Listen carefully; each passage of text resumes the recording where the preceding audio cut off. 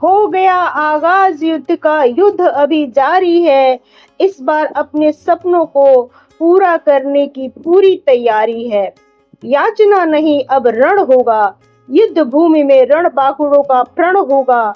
Operation सिंदूर चलाकर समस्त विश्व से सहयोग का किया है आह्वान। अपेक्षा है मानव कल्याण मात्र का ये साधन बनी महान।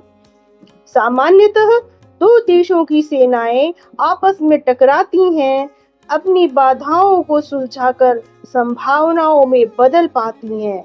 पर हमने दस्युं आतंकियों को खत्म करने का बीड़ा उठाया है, मानवता के इन दुश्मनों को समूल नष्ट करने की ओर कदम बढ़ाया है। कर्तव्यपरायण पवित्र सरल वीरों ने फर्ज निभाया है, निर्दोषों के खून के बदले दुष्टों का खून बहाया है। माना युद्ध किसी समस्या का समाधान नहीं, यदि कोई बार बार उकसाए तो अन्य कोई प्रावधान भी नहीं।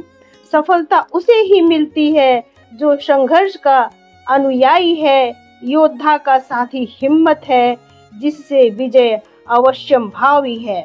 कहते हैं ना, जितना डरोगे लोग उतना डराएंगे, हिम्मत से सामना करोगे तो नतमस्तक हो जाएंगे। जब विचारों के टकराने से समाधान नहीं निकलता, तब शस्त्र टकराना ही पड़ता है। उद्दंड आता ताई के सोए विवेक को ठोकर मारकर जगाना ही पड़ता है। सामान्यतः हुकूमत के सियासतदान युद्ध की हुंकार भरते हैं दंभवश। आम मासूम जनता युद्ध की विभीषिका झेलती है खोकर सर्वस्व। परंतु हमारी सरकार और सेना ने इस रणनीति को छुटलाया है। आम जनता के सम्मान और हित में ऑपरेशन सिंदूर चलाया है। विश्व बंधुत्व ही हमारा लक्ष्य है, समस्त विश्व को बनाएंगे हम मित्र। इन्हीं संभावनाओं के साथ बनाई है नीतियां, विकसित किया है अपना नैतिक चरित्र। शांति की इच्छा है तो इच्छाओं को शांत करो, ये किसी परम ज्ञानी की उक्ति है। इसे यदि आत्मसात कर कर्म पथ पर अग्रसर हो तो इसमें विश्व बंधुत्व की अकाट्य शक्ति है।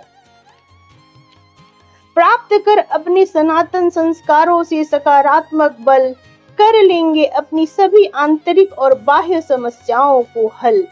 संभव हुआ है हर कार्य जब मनुष्य ने असंभव को अपनी दृढ़ इच्छा शक्ति से पछाड़ा है। स्वामी जी की इस उक्ति को हमने जीवन में सहज उतारा है। युद्ध का परिणाम निस्संदेह होता है विध्वंसक, परंतु हम इस युद्ध नीति को नया आयाम दे बनाएंगे पथ प्रदर्शक।